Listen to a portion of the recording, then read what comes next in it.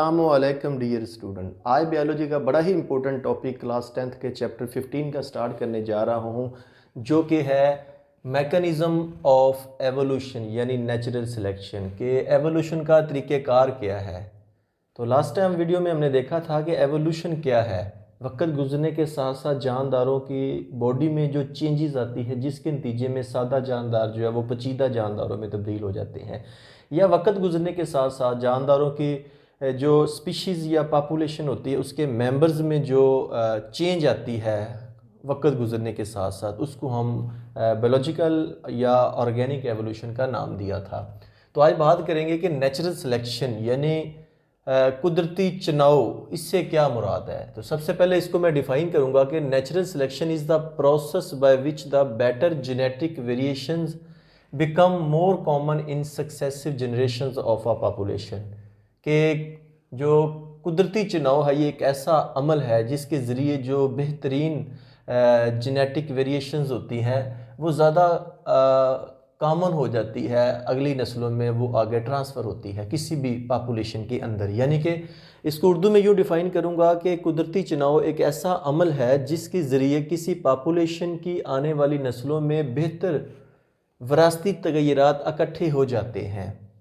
ऐसे तगय्युरात, ऐसी वेरिएशन जो एक नस्ल से दूसरी में ट्रांसफ़र होती है, उसको हम विरासती तगय्युरात यानी इनहेरिटेबल वेरिएशंस का नाम देते हैं। तो हमेशा जो बेटर होती है, बेटर जेनेटिक वेरिएशंस, वही आगे इनहेरिट होती है। यानी कि मुफीद तगय्युरात अगली नस्लों में मुंतकिल होने के लिए मुंतखब हो जाते हैं, जबकि गैर मुफीद तगय्युरात अगली नस्लों में ना जाने के लिए मुंतखब होते हैं।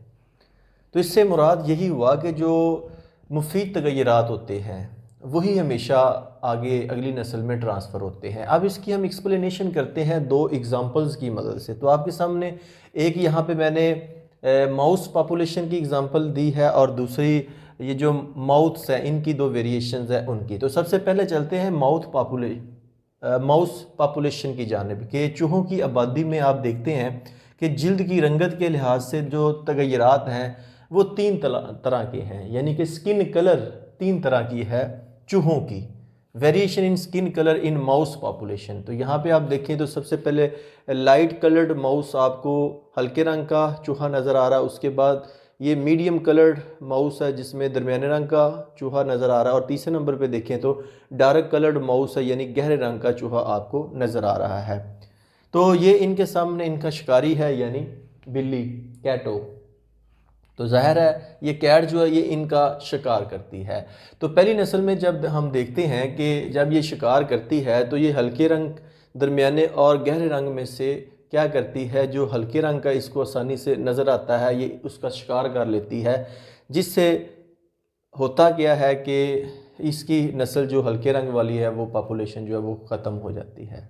यानी कि पहली नस्ल में हल्के रंग के चूहे को शिकार कर लेती है, जिससे हल्के रंग वाले चूहे ख़त्म हो जाते हैं और उसके बाद हमारे पास दो कलर जो मीडियम और डार्क कलर मौजूद होते हैं।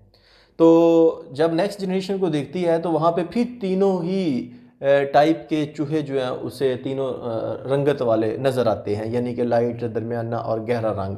फिर जब वो उसका शिकार करती है तो वो लाइट कलर और दरमियाने कलर को सेलेक्ट करती है क्योंकि वो उन्हें नज़र आ जाते हैं, तो उन दोनों का शिकार कर लेती है। और एट दी एंड फिर डार्क कलर के जो माउस होते हैं, गहरे रंग के चूहे होते हैं, वो रह जाते हैं। वो क्या करते हैं, क्योंकि वो अपनी रंगत के लिहाज से अपने आप को एडजस्ट कर लेते हैं इन्वायरमेंट के अंदर, कि ये जो कैट है, प्री है, ये जो शिकारी है, ये इसको शिकार नहीं कर पाता, यानी कि ये डार्क कलर का जो माउस है वो नज़र नहीं आता। तो इस तरीके से ये जो डार्क कलर के माउस है फिर वो क्या करते हैं, अपना इंतखाब कर लेते हैं, अपनी रिप्रोडक्शन के लिए अगली नस्ल तैयार करते हैं। तो आज आप देख सकते हैं कि जो ब्लैक कलर के यानी गहरे कलर के जो या डार्क कलर के जो माउस है वही आपको नज़र आते हैं, क्योंकि नेचर हमेशा उसी जानदार का इंतखाब करती है जो जानदार अपने आप को माहौल के मुताबिक एडजस्ट कर लेता है, यानी फेवरेबल वेरिएशन सिलेक्टेड। तो जो फेवरेबल है नेचर के लिहाज से वो डार्क कलर्ड माउस है और वो सिलेक्ट हो जाता है। इस तरीके से जो डार्क कलर के माउस है वो हमें आजकल नज़र आते हैं। अब दूसरी एग्जांपल मैं आपको दूंगा, इंग्लैंड के अंदर जो दो तरह के माउथ पतंगे जो पाए जाते हैं, रंगत के लिहाज से देखें तो एक वाइट कलर्ड माउथ है, ये आप देख सकते हैं। इसको आप जहाज़ नहीं समझ रहे ना, ये एरोप्लेन है, ये बेसिकली मैंने माउथ यानी पतंगा बनाया है। दूसरा डार्क कलर्ड माउथ है, यानी कि गहरे रंग का पतंगा है। और ये आप देख रहे हैं शायद जहाज़ उड़ता हुआ जा रहा, नहीं जहाज़ नहीं, ये भी शिकारी है। अब देखते हैं कि जब ये वाइट और कलर्ड माउथ जो पतंगे दोनों रंगों के मौजूद थे, तो हुआ क्या, दरख्तों के ऊपर, प्लांट के ऊपर, आपको पता है उनका कलर ग्रीन ही होता है, लेकिन अगर उनके ऊपर लाइकन हमलावर हो जाती है तो उनके स्टेम जो है या प्लांट का स्ट्रक्चर जो है वो कुछ और वाइटिश कलर का आपको नज़र आना शुरू होता है due to the colour of the lichen.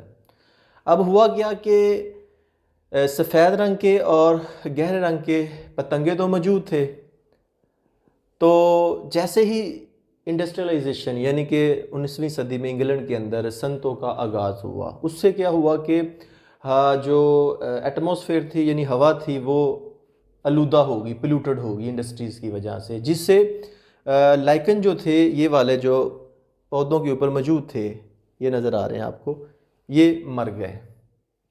तो दरख्तों के जो तने थे वो गहरे रंग की हो गए, यानी कि उनका जो वाइट कलर था ख़त्म हो गया ड्यू टू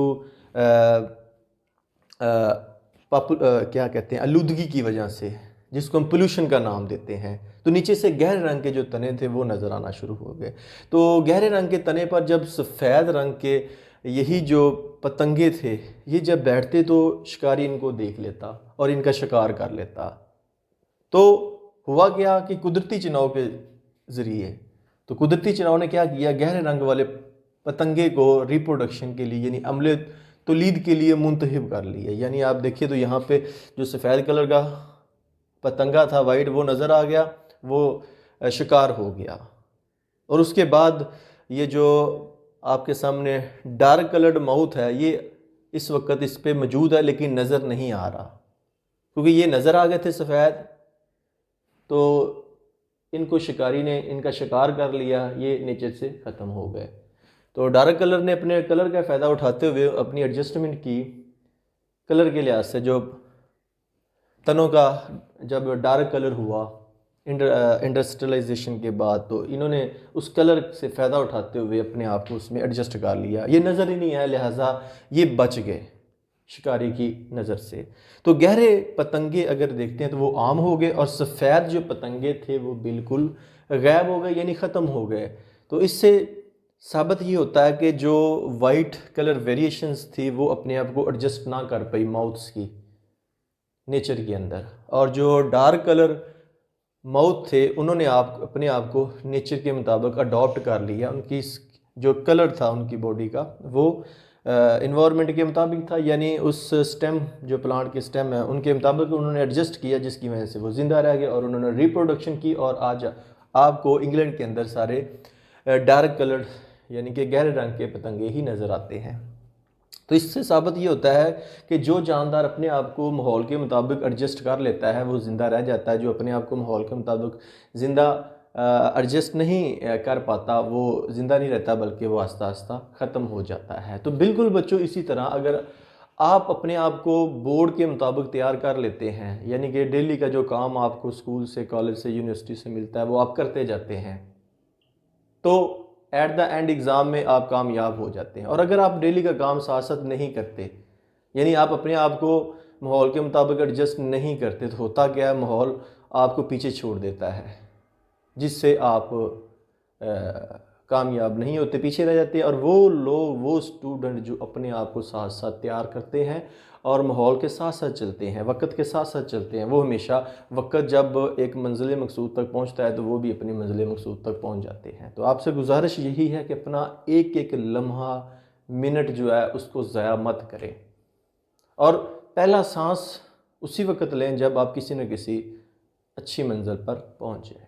तो उम्मीद करूँगा कि आपको आज के इस टॉपिक यानी नेचुरल सिलेक्शन की अंडरस्टैंडिंग हो चुकी होगी।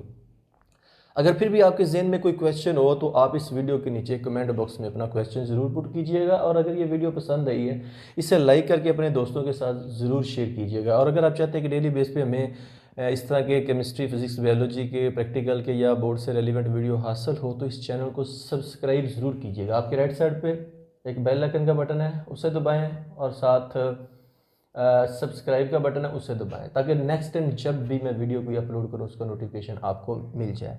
तो आपके मोहब्बत भरे कमेंट्स का बहुत ज़्यादा शुक्रिया अदा करूँगा।